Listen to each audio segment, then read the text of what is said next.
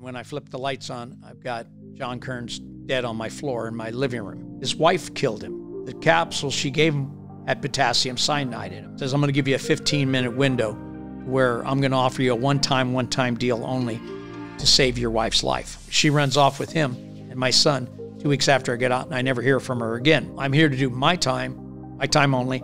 I want to go home. And the governor said, I took it because I could. And then the court said, oh, that's good enough for us. That was probably the worst part for me, because at that time I thought, I'm never getting out. In today's world, there are so many incredible and extraordinary stories of survival. Stories about fighting against the odds, overcoming the toughest situations, and never giving up. Stories that need to be told and heard. Stories that can change our perspective on life, offer us empowerment, teach us how to deal with difficulties, and give us inspiration to find inner strength. My name is Enthoven, and you're now listening to They Survived. In July 1983, James Morgan Kane returned home in the evening to find a dead body in his living room. Fearing that he would be blamed and sensing that his wife was somehow involved, he wanted to do all to protect his young family. Jamie worked through the night to dispose of the body, all the while disbelieving the situation he found himself in. His luck ran out days later as he was arrested, and he spent 34 years in prison for a murder he claims to have not committed. Locked up with no hope of release, living the brutality of the unforgiving justice system and finding his new purpose in life, as well as tales of his many runs-in with some of the most dangerous inmates. Today, we welcome Jamie. Thanks for coming and welcome. Well, thank you very much. Let's just start at the beginning. Could you tell us a little bit more about your childhood? Okay. I was born in the Isle of Man, 1954. A month before I was born, my father filed for divorce on my mom and left the Isle, never to return. His parents owned the hotel that he and my mother both had worked at, lived at. So the moment he filed for divorce papers, my dear paternal grandmother threw my mom out of her job and her home, 8 months pregnant. But due to my mother's emotional and mental state, she wouldn't care for me.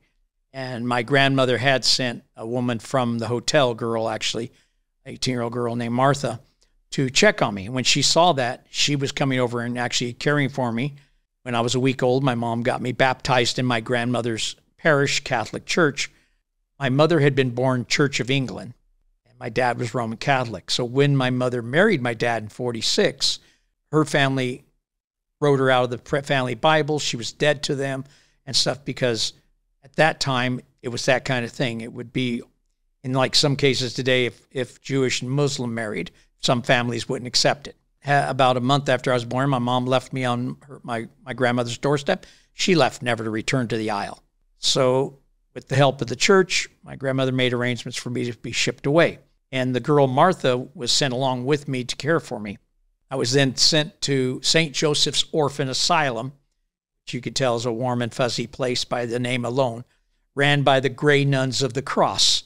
Well, St. Joseph's happened to be one of the places that was later brought out on the fact that of a scandal called the Duplius Orphans, where they were selling children to be indentured servants to Canadian farmers. The problem was the children were never released from their indentureship.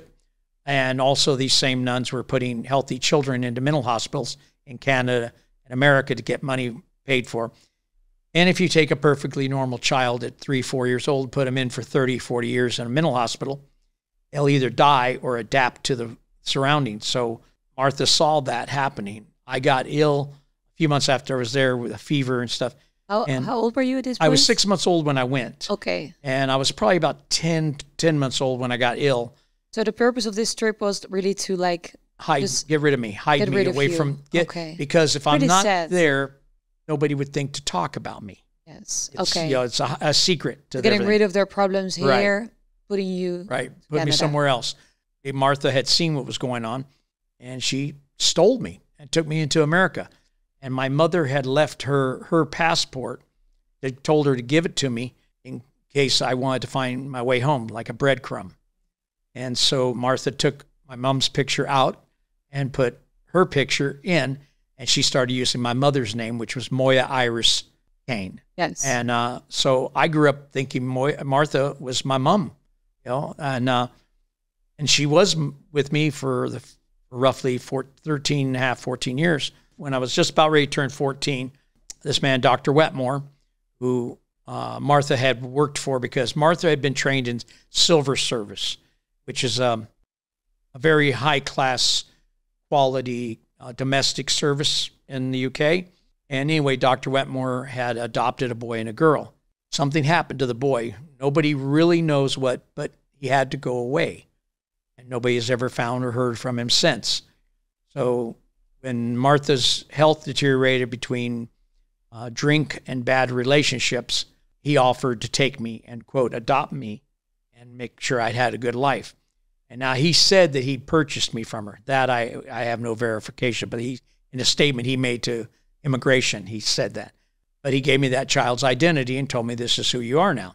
You were 13 at this I was moment. getting around 14 years old. Yeah. So you're like aware of what was happening, that your name's changed. I'm aware, but the thing is, everybody told me that's what happens when you get adopted. They change your name. So I didn't think anything really too much about it. But it was like a replacement for the boy who right, but was I didn't know the boy. No. I had never met the boy. But the thing was, the little girl, she used to always say, well, because the boy's name was John Raymond, and she'd always say, "You're not my John. You're not my John." And they'd always go, "Shh, shh, shh." Yes, he is. You just don't understand. I went to live with them, and he was very physically abusive. I mean, he kicked me and caused me to lose my appendix. And do you think something happened to the boy? Well, that's what most people believe. They believe that he probably, because the little girl used to say that he used to have tremors and shakes and things like. So we think that probably he was brutalized to the point where he didn't survive it. The thing about Dr. Wetmore is Dr. Wetmore had served in the Army Air Corps, and he flew 3 missions on the B-17 as a navigator bombardier out of England during the war. He was then a part of what's called the OSS, which was a precursor to the CIA. So at this time, like you were like a cover-up for this boy, and he was just pretending to all his important friends that this was his family. Mm-hmm. Oh, yeah. While at the same time, he was abusing you, and there was violence. No, it was a lot of violence and stuff. At what point you left the house, or like what happened? Well, I was getting ready to graduate high school, 1972. A lot of my friends were going into the military. Dr. Wetmore found out that I had gotten my age corrected on my school records with my school counselor. I said, "Oh, no, it's 54, not 56. So he had actually gone to make arrangements to get me an appointment to the Air Force Academy, because that's what he had been, part of the Air Force. Had a lot of contacts in the military. And he apparently had plans for me once I got in there to do things that he wanted me to do, basically. So being, of course, the well-behaved and obedient son that I was, I ran down to join the Navy right away, just to aggravate him, because it was the farthest military service from the Air Force. One's in the air, one's on the sea. I couldn't get any further. But I didn't want to go in as a fighting person, so I went in as a medic, a corpsman, Navy corpsman. And I decided to get attached with Marines, because I'd always hoped that I would get with some of my buddies and I could try to do my best to bring them home. And so my thing is, I'd always cared for Martha when she was real ill and stuff. And so I've always had the nurturing, caring type. I went in, I did my service time, and I was honorably discharged, and I got married while I was in the service, but my first marriage and stuff was not a really good one. Okay. We had our son, my oldest son at the time. I came home one day, and my wife had left. My son is out in the garden in a Jolly Jumper plaything, covered with ants and sunburn on his leg. He's screaming. And I got him in the house, and the car's gone. And there's a note on the refrigerator from my first wife saying, "You want a child, he's yours. I don't want to be a mother. I don't want to be a wife. I want to go home and be a daughter." So I've left and gone home to my mom. What ended up happening was my wife's family decided they wanted her to divorce me a couple of years, almost a year and a half later, and wanted to take custody of my son. Well, I get a call from Dr. Wetmore to come up to Fresno to see him. And he tells me, "I want you to give me the custody of your son, and I'll raise him the way he should be raised. I'll give him all the things you didn't want out of life. I just laughed at him and told him, after the way you treated me, there's absolutely no way you're going to get him. He got really angry, and he ended up throwing me a pack of an envelope with my mom's passport, my baptism certificate from the aisle, and a few other little things. Told me to get out, told me, you're not my son. You're not an American. I never want to see you again. And then he joined my wife's family in the court to take my son from me. Now, I had been diagnosed with post-traumatic stress disorder in the military, and so I went to court for my son. The judge said, unfortunately, when you have a bad mother who's neglective and abusive and uncaring, but has a good, strong family, compared to a father who's loving, caring, and nurturing, but who has PTSD, I have to give it to the bad mother. And so I lost my son at that stage. So about 7, 8 months later, I met another girl, and we got together. And then 1980, we had another son. Shortly after that, I had gone down to get some motorcycle parts because I dealt with a lot of old bikes out of LA, out of West Covina. And while I was at a restaurant, a Denny's restaurant, there were some girls in a booth behind me. And one of the girls had seen that on my vest, it said Sunrise. Martha had had 3 daughters. I had been called by some of the Indian kids that I knew in Arizona. They used to call me Sunrise. I hear this girl say, I had a brother one time who was nicknamed Sunrise. And then it turned out that she actually was Martha's youngest daughter. But because I thought Martha was my mom, I thought these were my sisters. And she had a son that was a few months younger than my son, but much bigger than my son. She was living with a guy named John Kearns. But John Kearns and I, there was like a friction there. He used to get drunk, he'd get mouthy, and he would start to hit Jackie, which was the sister. He would choke the little baby boy, a little 2-year-old boy at the time. It's like 82. So I didn't get involved. And because I get involved, I would put him down hard. And of course, police would get called. But by the time they got out there, we were all done. And in California, if they don't actually see you fighting, they don't arrest you for fighting unless you press charges. Neither of us pressed charges. But there was records of us having these altercations. So anyway, I was out of town. I come back. I walk into my house. It's like 11-something at night. And I notice my wife's car's not there. My second wife's car. Her car's not there.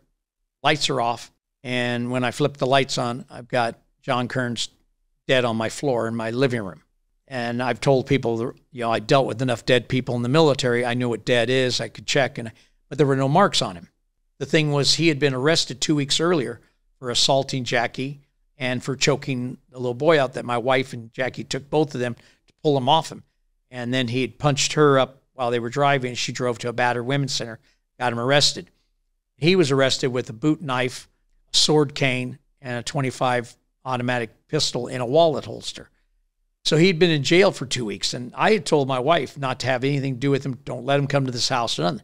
So it was really surprising to find him there at my house and dead. And my wife nowhere to be found. For better or for worse, my first thing was, I can't call the police. And I have had a lot of people say, well, that's, you would normally call the police. Yes. But my thing was, being that I already knew that one, I ride with a motorcycle club. 2, I've had physical altercations with this guy that are recorded, that I'm going to be arrested tonight. Doesn't matter. I'm going to be arrested. I don't know where my wife is. I don't know where my son is. So those are my priorities. So my thought was, I have to get him away from my house. Nothing else. I have to get him away from where my family lives. So put him in a sleep bag, and I was loading in the back of my truck. And I no sooner got the tailgate up, my wife pulls up. She comes running up, and she says, yeah, I didn't know what to do. He came over. I was afraid. I made him dinner, and then I had his medication that had been given to me by Jackie to give to him in the jail, and they wouldn't let him, because people are funny. Most people don't seem to understand you can't go to a jail and give and just give inmates pills or asthma. You can't do that. But people try it. They just don't know, right? So my wife had tried that without me knowing it, and they wouldn't let her, so she had him in the cab. When he came over and had the meal, she gave him to him, these asthma capsules that he had. And she said he took one, and then shortly after that, he collapsed. She was frightened. She grabbed our son, and she went to a friend's house. And then she waited for a while, and then she came back to see if I'd come back. But she gave him this pill she got from Jackie, right? Right. That were supposed to be given to him when he was in the county jail. Yes. So she jumps in the truck with me. And it's now probably closer to 1 or so. And we start driving. I have absolutely no idea where I'm going. I'm just trying to get away from the house. And Fresno sits in a rather rural outside area, a lot of farming around the area there. Fresno County. So we're driving. Well, then she starts basically asking me, it starts off as, and then it becomes more or less yelling at me. What are you going to do? How are you going to get rid of the body? Did you bring a shovel? Did you do? And I'm like, well, no, I don't know. You know, and she's like, well, why don't you know? I said, well, because I wasn't expecting this situation. We must have driven around for 2 or 3 hours, just back roads and stuff, because I really didn't want to get stopped by a police officer, you know, with a dead body in the truck. So I was staying off the main roads and stuff. And then finally, she's just been yelling and yelling, telling me how stupid I am, and you know how irresponsible I am, and you know how I should have had been better planning for things, and I should have known what to do, and all this stuff. She didn't want you to call the police? No, she never one time did she ever say call the police, and she didn't call the police. She just took our son and left. She just left. Yeah. Right. So, and that's what I'm saying. But at this time, all I'm thinking about is I need to get rid of his body, so she'll stop yelling at me, really. And suddenly we saw what's called false dawn. I'm not sure if you're familiar with that. No. That's when you look at the horizon and you just start to see the sunlight just barely starting to lighten up the night sky. Yes. So you know it's not too long till dawn will actually happen. And again, I don't want to be driving around in daylight. So as we're going down this road, there was a field. So I stop the truck, I take him out, I walk him over, and I put him up against a post on where the field lines are. Then I do what's probably what most people said was the stupidest thing I could do, is I took out his wallet. I wrote on a piece of paper, in case of emergency, call this number, and put my name and phone number on it. Why? And put it, again, a lot of people said, but in a funny way, it's because I didn't want him not to be identified. Yes. It's, you know, because like I said, I needed them to know, you know, that who he was, yeah. Who he was, you know, and stuff, because he didn't have any identification in his wallet at that time. What I wasn't thinking, of course, is that they would run his fingerprints and they had his jail record and they would know exactly what wasn't thinking that. But anyway, so I did that, you know, and I stuck it back into his wallet and left him there. We left and we drove home. Well, within 30 minutes, he was found by farm workers coming out to go to work. You just left him in an open space. Well, he was sitting. Yeah. He was in a sleeping bag, so it looked like he might have just gone into a sleeping bag and was sleeping there. So the thing was, like I said, there was nothing done to him and stuff. So that was one of the things that kind of bewildered the cops. Like, but did he just come out here and like I said, there was no injuries that could say why he was dead. But for the cops, it's also very weird because they found him sitting in a sleeping bag. Right. Far from home. Well, he was living homeless because after he got out of jail, he couldn't go back to live with Jackie because she had a restraining order. So when they released him, he was listed as basically homeless. Yes. And he had no abode at that time. Were you mad at your wife that she left him in? Well, we got back, and the thing was that her first thing was, I don't want to talk about it. Okay. I don't want to talk about it. And she went into the bedroom, slammed the door. Any of the times we had these kind of situations, I would just go to the shop. Because my mental safety place was my bike shop, just working on bikes. It's where I went for my fortress of solitude, my bat cave, whatever you want to call it. For 3 days, we never heard a thing. And then finally, I got a call. The police officer said, we found Mr. Kearns. And then he asked me the question. He goes, when was the last time you saw him alive? I said, well, that would have been about a month ago. That would be one of those things that they would get really aggravated with me because they said, you lied to us. I said, no, I didn't. You said, when did I see him alive? You didn't say when was the last time I saw him. I understand. Whole different thing. It's semantics. But again, to me, I answered the question truthfully to them at that time. So the thing was that what I didn't know was right after the police had notified me, they had notified Jackie as well. She was listed on his paperwork as next of kin and all that stuff. And then my wife and Jackie went down to the bank and withdrew $440 out of his bank account, because one of the things he had been doing was taking her welfare money from her. Whenever her check would come in, he'd make her turn all the money over to him. So she went down, she forged checks in his name because the checks were at her house. So she forged 2 checks to herself and got the money. The thing was, Jackie was a rather large girl. So my wife had used my truck to go down. And then they put gasoline, petrol in my truck for using it, because that was kind of the rule. If you use my vehicles, you should do that, whether you're friend or family. Well, the moment they did that, that makes me an accessory to the crime, because I got monetary gain by getting the gas put in my truck. So even though I don't know this has gone on, this happens. And it was roughly about another 2 or 3 weeks, and they both were arrested. And I came home and I had a card in my door saying, please contact this detective and stuff. And when I did, then I was arrested. And initially, we were all charged with accessory after the fact, because they weren't sure exactly who played what thing.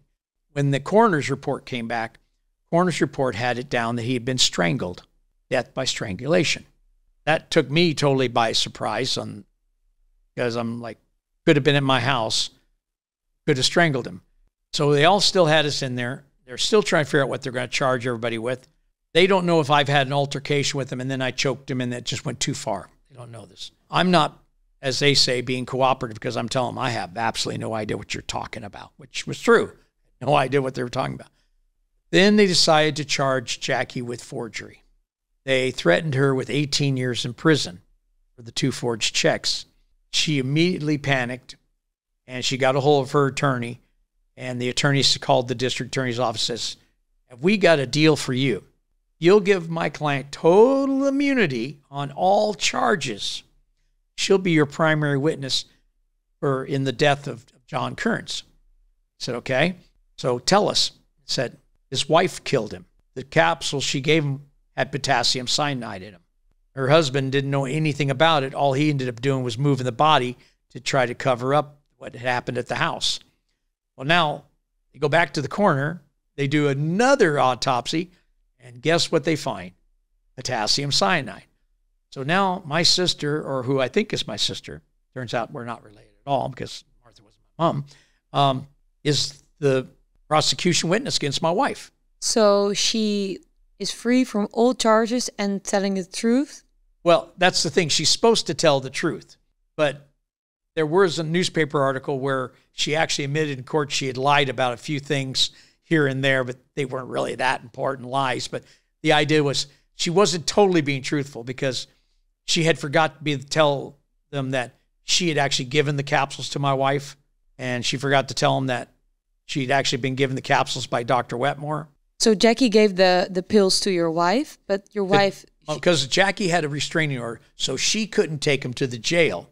She tells my wife, oh, you take him down because he needs these. These are his asthma capsules. So your wife had no idea. Well, that's, again, something that at that time I believed she had no idea. I've come to find out later, after I was already incarcerated, through one of the detectives, that my wife had admitted she thought that they were something that was going to basically make him sick and make him go to sleep, but she didn't expect it to happen as quickly as it did.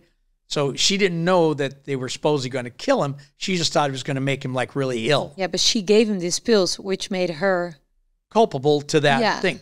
And the thing was, so anyway, so they charge her with murder one with 2 counts of special circumstances. One, for the fact that she was involved in the forgery, and then the driving for the forgery, but then also the actual poisoning. So both of those were death penalty. Yeah. So they gave her like the death row. They charged her with 2 counts of murder one with special circumstances, and they took her to trial. Now with me, instead of letting me go, they raised my bail. They kept changing my charges every couple of weeks. They'd run me and rearrange me, because they still weren't sure what exactly they charged me, because technically the only things they could get me for was moving a body, which is not that believe it or not that hard of a charge because you're not doing anything to the body and you hadn't killed it. It's just, and then they called it lying to the police because I told them that when I last saw him alive, which was the question. Yes. You know? So, but they were still having a hard problem with those. So then what ended up going on was that they tried her. We were arrested in July. They had her in jury trial by December. Rushed. Because they'd actually put the case together in October with Jackie willing to testify. Jackie was free. Jackie was free. Yeah, Jackie was out on the streets and was free. Okay. And they get the jury, they run the jury trial, and they get a hung jury. 11 people were willing to put my wife to death. One man said, you know, if you just wanted her to go to prison for the rest of her life and die naturally in prison, good with that. But he had a hard time being one of the ones to sign that he was actually saying, yeah, I'll kill her. So then when that happened, that kind of threw a wrench into the prosecutor's case. He wasn't through with it because he knew the next time around he would have the jury because he just knew where his little flaw was. Suddenly they came to me in January and they said, look, you know what's happened with your wife's trial. We're going to retry her. And we used to get to see each other for an hour every Sunday. They'd bring us down to a visiting room. We had glass between us, but we'd be so sit there and talk. And of course, they have the place wired for sound, so they hear everything you're saying anyway, right? So anyway, but we'd be down there, and she told me that her attorney was trying to work out some kind of deal. Right? I'm like, okay. Well, the deal was for me. And so what ended up happening, the prosecutor pulls me in and says, I'm going to give you a 15-minute window where I'm going to offer you a one-time deal only to save your wife's life. And my wife's attorney was there, and my attorney was there. And he goes, if you're willing to take a 13-year sentence with the life overhang if you don't behave in prison, then I won't ever oppose your parole. You've got 10 minutes to make this decision. Oh, who do you think could do better time in prison? Your wife, who's just a mother and a housewife and a part-time clerk at a convenience store, or you, a biker, a veteran, a hard man, blah, blah, blah. Well, you got 5 minutes. Oh, so how are you going to tell your son that you had a chance to save his mom's life and you let her die? Think you're going to be able to get that, get him to understand that? Oh, by the way, you got 90 seconds and I walk out of here. My wife's attorney says, this is the best we could get. And the guy goes, 30 seconds. Why was the time pressure? Because he was trying to make that, the thing was that you only have this much time, and then I take the deal off the thing, and I try your wife, and I'll put her to death. So it's this pressure. So I went, okay. He goes, all right. So they did up the thing, and I had to go in, and I had to plead guilty to being negligent as the head of the household. I pled guilty to moving the body. I pled guilty to the use of my vehicle being done. I did not actually plead guilty to killing him because I had not. They knew I hadn't touched the pills. They knew I hadn't given them the pills, but they did get me for the fact that conspiracy on the fact that they think that I may have known more than I told them, though they couldn't prove anything. Okay, so. But you took her. I got her. I got all of her charge. The thing was, all of her charges were supposed to be dropped. Now the funny thing was, as soon as I signed my paperwork, my attorney gets a copy. Her attorney gets a copy. Prosecutor has a copy. You had 13 years in prison. I was facing, the thing was, it was contingent on me staying out of trouble, and because you get good time, work time. If I did got into trouble, then it would be stretched out to 27 years, and then with the L on top, blah, blah. But what ends up happening is 2 weeks after I get out, my wife had been introduced to the brother of one of the girls she was in jail with. And so she runs off with him and my son 2 weeks after I get out, and I never hear from her again. Wow, and you took her charge. Yeah. That's so unbelievable. Yeah. But you're 13 years. Yeah. Well, I get into prison, and 3 years after I get into prison, they changed the law. The legislature changed the law and takes all the good time and work time credits from us. So suddenly my sentence goes from 13 to 27 because I can't earn any good time. Then the year after that, they gave the governor of the state of California the right to take away any parole dates given by the parole board for whatever reason he wants to. So suddenly we become a no parole state with lifers. And so for 18 years, there wasn't hardly any lifers getting out of the state of California prisons. So we had all this go on. And I actually had been found suitable in 2013 to get released. And 2 days before I was supposed to, the governor took my date. And when I appealed it, he said he did it because he could. That was his legal reasoning, which that's not a legal reasoning. But both those laws that came into effect violated what both the state constitution and the U.S. Constitution had on a thing called ex post facto, which says you cannot make a law today that will negatively affect people and run it retroactive. You can make a law today that will be positively affect people and run it retroactive, but you can't do the other. And even though we argued and fought, took it to court after court after court, never could win on either state or federal court that they were doing ex post facto, because there were some guys who were in 20 years before me that suddenly got their time jacked up, suddenly had their dates being taken and stuff like that. And they were even, it was a really devastating time in prison, and it caused a lot of the conflicts. A lot of emotions ran a lot higher. A lot of people were angrier and stuff. So that's one of the things that led to a lot of violence in the prison during the first good bit of time I was in. So tell me about the prison. Have you ever been in trouble, or what was it like? Well, I did go to ADSEG for a couple of times for different things over the years, but generally I was cleared of whatever they put me in for. But just so you have an idea, at that time, California had two reception centers. One was in Northern California, Vacaville, and it was the California Medical Facility. The other one was called California Institution for Men, Chino, down in Southern California. And depending on what part of the line from Bakersfield, north or south, is where you went. My first day in prison, when I came out, I had to go to an orientation where all the new guys go in. And I went into this room and I was sitting there, and we were wearing this kind of like a bright neon green clothes is what our new arrivals were.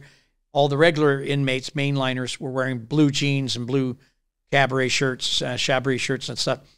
But about 15 minutes after I sat down, this guy walks in the room who blocked out the doorway. His name was Edmund Kemper. And he walks in, he walks up to a podium, and he stares out at all of us. And some of the other guys, the other mainliners, had moved away from the door, and he came in, and I heard him say his name. I knew who he was from what he had done to get into prison, which was being a serial killer. Yes. And but the thing I remember was he stood there, and he just stared at everybody in the room with this just deep, like looking into you type look. How many people? There was about 30 of us sitting in there, all new arrival guys. No, but how many people did Ed Kemper killed? I'm not completely sure.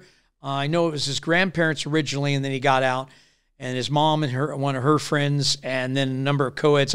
So I think it was like around maybe 9 to 11 or something like that. Yes. But he cut their heads off, and he ate part of their body parts, I hear, and things along that line. But the man's he was 6'9", 300 and some odd pounds. So he's a huge man. But he comes and he says it just like this: every man must have a moral compass.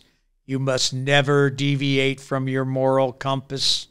After doing all this. And so you're sitting there, and in my mind, my first thought was, I hope I never have to fight this man. This is going to be ugly, because I just didn't know, because I've never been in prison, but I'm 30 years old, and I had a lot of tattoos. I had all my tattoos I've got now, I had got prior to prison. So most people assumed I had been in prison and stuff. I was a biker and stuff.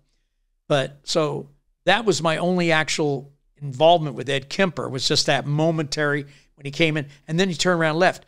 But he actually set up the hospice program for AIDS patients at Vacaville, the California, and he was reading books on tape for the blind. And I kept thinking, if the way he talked, this stuff, is I was thinking, if you were sitting there listening to a book and this is the voice pounding through your head, how would you feel about it? Yes.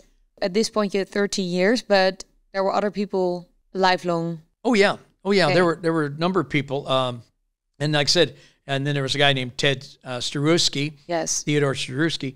He was the guy who had killed his professor at Berkeley University for making fun of him wearing saddle shoes, black and white shoes. So he beat him in the head with a hammer and killed him. And he did like 8.5 years for it, because at that time, that's all a second degree would give you. But yeah, I mean, I met these, so I met them, but I was only there for a few months, and then I got sent to Old Folsom State Prison. I was supposed to go to San Quentin initially, and but they were closed to intake, so I got to Folsom. When you go to a prison, they used to have what they called a 103B card, and it was a card that told basically everything about you. And at that time, inmates ran the prisons. We were the clerks in all the departments, from reception to the postal to accounting, everything. So secrets weren't kept. And so an inmate comes in, there's a card, and it says what your charge is, what county you're out of, what your age, your date of birth, next of kins, all this. So my card comes in, and it has me listed down as other, because when I first went to reception, and they asked me what I was, I told them I'm Manx, and I had that tattooed on my back arms, and they go, Manx? Is that like Mexican? I told them, no, it's Manx. I said, I'm Celtic. They go, are you like white? I said, what do you call white? And they pointed out these guys with all lightning bolts of Swazis and stuff. I said, well, if that's what you call white, then I must be other than white.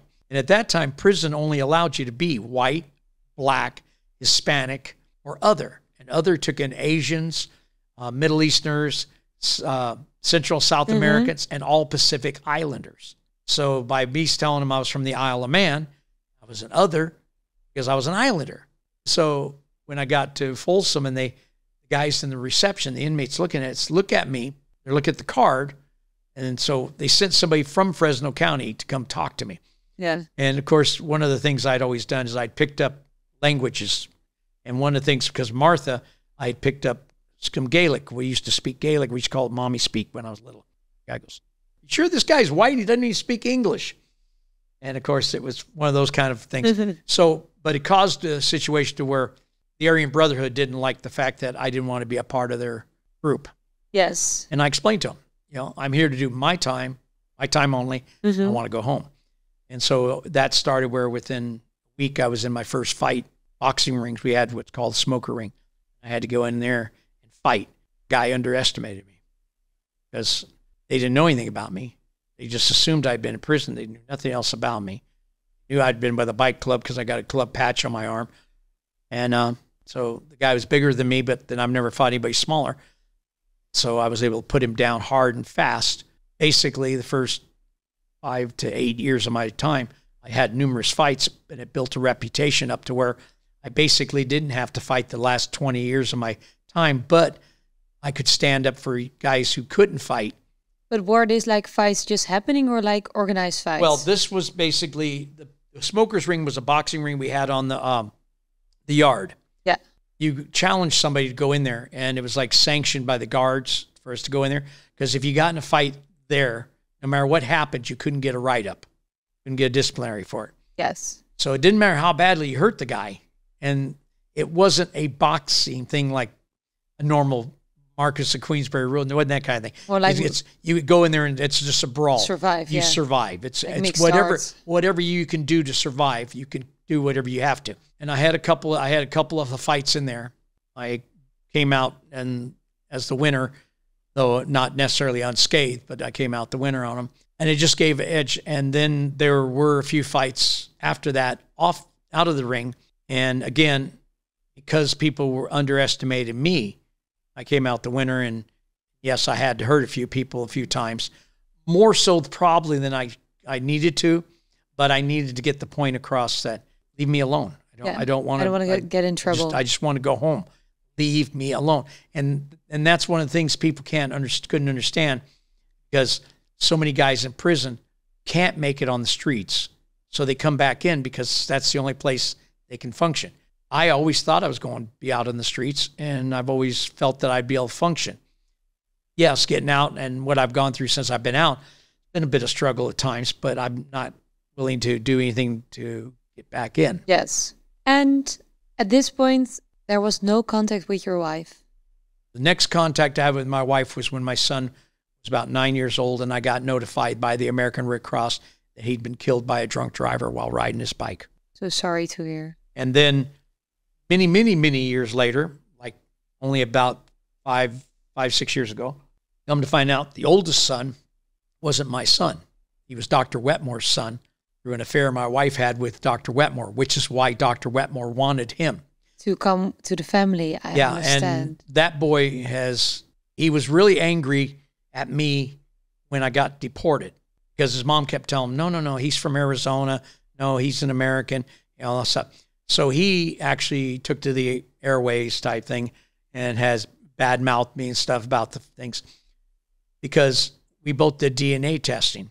And my DNA showed that I'm like 92% British and 8% Norse and Irish, and with a 0.5% Western Finnish. And his showed French, Italian, Dutch, Bulgarian, about 8% English. So there was no way I could be his father. And so your first wife, did she had an affair with this man? Yeah, with Dr. Wetmore. I understand. And so that was the thing, is that she had the affair with him, and he knew because as he was watching the boy grow up, he could see himself in that boy through pictures. So that was a reason they were... That's why he wanted that boy, or why he wanted him from me, because it was actually his son. Yeah, so first you thought he just want to make you angry, but later on you understand that it was his son. Yeah, but the thing, even at that though, the thing was that the boy got mad at me because basically it made his mom look like that she was not necessarily the perfect mother if she's out there having affairs with other men, and he didn't like the fact that his mom was being put in a bad light. But I didn't put her in the bad light. But he, like I said, he's been on the airway, and he said, he tricked the English, he tricked the Americans. Well, in 2022, on my 68th birthday, the Isle of Man finally issued my birth certificate. Yes, that's amazing. And so the thing was that kind of brought things full circle for me. But again, now his argument, well, he's tricked a third country. But the thing I don't understand is you're taking all these years in prison to protect your wife, and she's not even contacting you. I don't understand. What are the reasons? She married the guy that she ran off with. They've had a couple of children. But she knew that you were sitting there doing her... Right, but she wasn't sitting there, so... Okay, so it was more like a... The thing was, like I said, we didn't have the perfect marriage. And my thing was, I'd already gone through one marriage and divorce. I didn't want to have a second failure.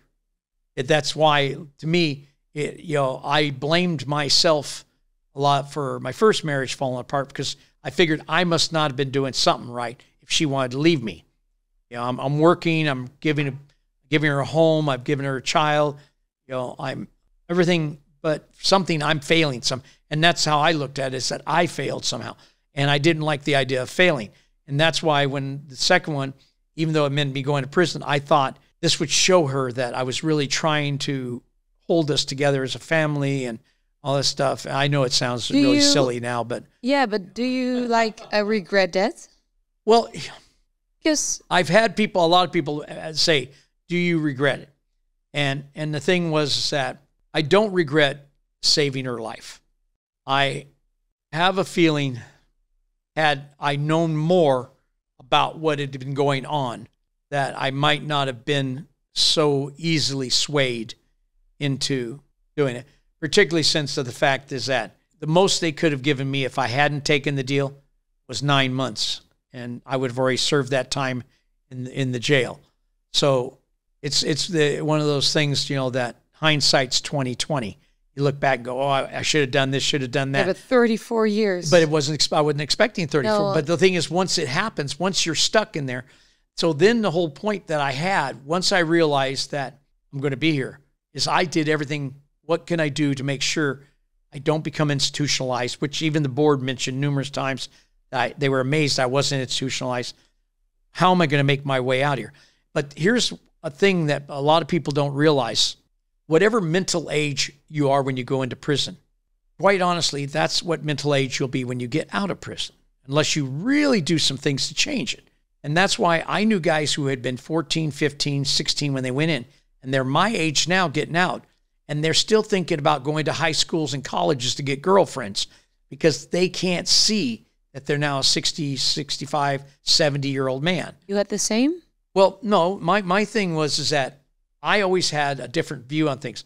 My thing was I always believed that I could never see myself with someone young enough to be my daughter.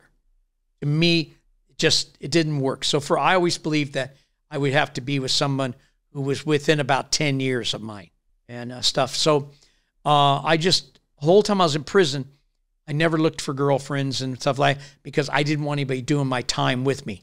I didn't think it was fair. And there were a lot of guys who did, especially when we had family visits. There were guys who got married, had children, but I didn't want children coming up knowing me as only the guy behind the barbed wire that you see every week or two. Yes. That seemed unfair. And so I didn't do it. So I focused on trying to keep me being the best me I could be, tried to help as many people as I could because I worked as teacher's aides. I helped people get educated. I worked as psych department clerk and tried to make sure that those who needed help really got the help. Was there a point of rock bottom that you felt like this is going to take so long? You know, that's maybe seemed to be the funny thing was only when I got knocked back from my first parole hearing, granting by the governor in 2013. That was the first time I thought, they're never going to let me out. I finally get found suitable by board commissioners. Yes. And it goes through and it goes beyond the first commissioners you see. Then it goes to all the commissioners and they grant me my parole. Then it goes to the governor. And I thought I'm on my way out. I was 2 days away from the final date the governor had to make a decision. And he sends it down and says no. And it was at that time I thought, oh, there's something wrong here. So I filed with the courts and said, I think he made a bad decision and this is why. And then they got the governor's decision and the governor said, I took it because I could. And then the court said, oh, that's good enough for us. That was probably the worst part for me because at that time I thought, I'm never getting out. For a murder, I've done all this. You didn't do. And I've done everything up to that point and I've gotten through because you have to go past 3 commissioners, then 12 commissioners. I mean, if he had denied me saying, well, because you were doing this kind of criminal activity or you were this kind of a person, that wasn't even the way he did it because he could, because the law said he could. That was hard. That only lasted about 24 hours because I had a lot of people in prison that I helped out and did things. And when they saw me kind of pulling back, they came to me and said, look, this ain't you. Pick yourself up, dust yourself off, and run for the wall again. And so within 24 hours, I was back in the, you know what, they're not going to beat me. You stayed positive. Yeah. And I kept pushing forward. And so then when I got found suitable the second time in 2017, the interesting thing is the way the governor's office works, they review your files. They can review it and approve it to leave, review it and deny it, or refuse to review it. If they refuse to review it, you go home too. Because it basically means he doesn't even have time to look at it. That's what he did the last time. But the funny part about that was I had friends here in London, and one of them had gone to their MP, got him to write a letter for me. And this is about a month after I'd been found suitable by the board. I get called out of my cell at 9 o'clock at night by these great big guards, and they take me down to my counselor's office. And there's like the counselor's boss, and there's the captain of the institution, and even the associate warden there. They're going, so why are you having the Prime Minister of England write you a letter? And I'm like, what? They said, yeah, we've got a letter here from the Prime Minister of England. Well, it wasn't from the Prime Minister. It was from the MP. But the thing was, it came in with a big Royal Mail stamp on it, came in with the House of Commons. And the thing was that, but because California is so involved with Spanish is written differently, spoken differently. Like Casablanca means house white, but that's how you would say White House. So when they saw this ministerial thing on it, they thought it was Prime Minister rather than just, and they didn't know who the Prime Minister was, apparently. Not the governor's office, not the warden. It was a guy named Bambos Charlombos out of New Southgate. I told him, well, I said, I didn't get him to write it. I said, people over there thought I should come home. And then, like I said, next thing you know, I'm told I'm going home. The interesting thing was that while I was waiting to be picked up by Immigration Customs Enforcement, I had a lot of officers who had known me I was 12 years at the last prison. Knew them, and a lot of them came down, wanted to shake my hand, tell me, we always knew you were going to get out. We want you the best. You know, you've held yourself up better than most inmates ever think about doing and stuff. And this went all the way up to where I even had the warden come down to see me just before I got picked up. And he told me, he goes, if anybody can make it where you're going, because not only was I just getting paroled after 34 and a half years, I was getting paroled, then being sent to a country I don't have no memory of to start my whole life over again at 64 and a half years old, getting ready to be turned 65. And I spent 17 hours getting here because the immigration people didn't want to bring me on a direct flight with British Airways because I couldn't be cuffed up. They kept me cuffed on the plane all the way over. They got to Heathrow, and I'd lost all my Social Security benefits in the States, all of my military benefits, because I had served in the military under the false identity of the other child. So that was against the Patriot Act. So I was given a £5 note at Heathrow by the agents and told lots of luck, and I've been deemed a criminal alien undesirable by the U.S. The funny thing is, on my deportation papers, my time in prison's not listed. I'm only deported because I illegally entered the country at a year old and stayed. That's the only thing reported. That's the only reason I got deported. And so, yeah. So you had to start over your life. Yeah, but I came over here and I've done the DBS check, the criminal check over here. I have no criminal record here because I didn't come back as a prisoner. I didn't come back on parole. Yeah. So over here, had I come back earlier, younger, I could have even become a police officer if I'd wanted to because I had no criminal record. Yes. But yeah, so I've started back over, and the British government was kind enough to give me pension credit, and which is a benefit that I get for being old, basically. I'll be 70 in February. But you look like a happy man. Well, I am reasonably happy. I mean, the few frustrating things for me, are nothing compared to things I've gone through. So it doesn't bother me. And other people get frustrated about things that I just kind of think are silly to begin with. On a scale of 1 to 10, my happiness level daily is probably about 8.5, 9. Have you ever spoke to Martha? Oh, Martha passed away. She was like 45. She passed away. She was gone before because I never saw her after Dr. Wetmore got me. You never spoke to Martha after? No, after the day that I was turned over to the Wetmores, never spoke to her again. And have you ever spoke to Jackie and your wife about the situation? Because you took all the blame. No, but the thing was that because of Jackie turning state's witness and all that kind of stuff, Jackie didn't want to have anything to do with me. Was there a sense of guilt from Jackie because she gave the pills to your wife? No, never? None whatsoever.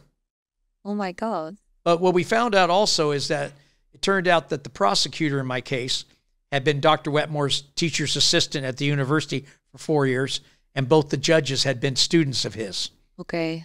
And so that's why once they got me into that system, he was still pulling strings from the outside with people. And he was the type that used to keep files on people because he knew other people's secrets and he would use them on them. Against them. Jackie, there was one moment you talked to her after the book? No. She reached out to me saying, "Oh, I really love you, and I still consider you my brother," and stuff. And I wrote back and I said, you were never there during the whole time I was in prison. You were never there when I got deported. Now you think there's something there. I said, and if, by the way, as you well know, we have nothing in common. We are not related. And I said, and Martha would probably be ashamed of you. And then she's never contacted me after that. So looking back at your story in your life, what lessons would you give our listeners? I used to try to help a lot of the young guys coming in. And one of the things I used to tell people, you didn't want to get picked up by the gangs, that you educate yourself. I said, go get books, not comic books, but get books. And I said, because one thing that the gang members and leaders, they don't want anybody smarter than around them. So if you do that, and I said, the other thing was I used to always tell them, if somebody comes up and says, hey, come hang out with us, I said, ask them the one question, what are you going to do to help me get out? I said, because if they're not willing to try to help you get out, even if all they could do is encourage you every day to do right, then they're trying to help you stay in. So for me, the thing was that I've always tell people that anything happening negatively right now is only a momentary issue. It may take a day, it may take hours, it might take a week or more, but it's going to change. Opportunities will come to make a change and things will get better. I mean, I'm a big believer in that. The more positivity you put out, the more comes back. I mean, I'm the guy who I see street sweepers and I stop and I go, I want to thank you for what you do. I said, you may not hear it, but I appreciate that you do this job. I always thank cashiers. I always tell people how much I appreciate it. And the hotel I'm staying at, I've told all of them, I said, this is a great hotel. You guys do a wonderful job. And the thing was, because the way I look at it, no matter how bad their day's been, they're going to realize somebody spoke kindly to them. Somebody, spoke very positive. So even if they've had a really bad day, when they go home, there's likely they're going to say, there was this guy, and he said this and stuff. And so that's why with me is that everything I try to do now is every day I try to be a better me than I was the day before. I'm never going to be perfect. I know that. I've lost a lot of years. I can't make up for all those years. And because of that choices I made, I've caused myself not to be able to necessarily do everything I would like to do. But like I said, I'll be 70. And, I'm going to try to beat my granddad's. He was 93. So I'm pushing to be over 93, and everything I do, I do it with the idea that if I can help one person, then I've done something really good that day. And my thing is that if anything I've shared today helps any of your viewers, it helps any of you guys, then I feel I've done, a pretty good job. I'm not looking to be ultra famous for having been the toughest guy around or the meanest guy around or any of that. But it'd be kind of nice if somebody, when I've passed, says, he was an all right guy. It was nice to have known him. And that works for me. So thank you so much. Welcome. Thank you very much for having me. Thank you all for listening to They Survived. Let us know what you think of this episode. If you're inspired by this unique and extraordinary survival story, please follow or subscribe to our podcast and check out our social media for more stories like these. Until next time, take care and don't miss the next episode. You have to leave this country. North Korean soldiers shouting to us, stop, stop, and then gunfire. If you not married Chinese man, I contacted the police and both them back to North Korea. This means our life is gone. Executions. I arrested in front of my child. If you met South Koreans once or you visited the church, you have to send to the political prison. After my leg was rotten, you cannot die in prisons. Died outside anyway. So they just abandoned me. His mom. Just 1 minute after, my son said, Mom, and he cried.